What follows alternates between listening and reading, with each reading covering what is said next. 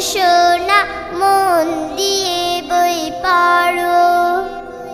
লেখা পড়া শিখে তুমি হবে অনেক বড়।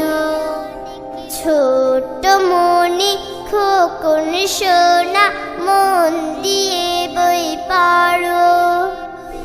লেখা পড়া শিখে তুমি হবে অনেক বড়।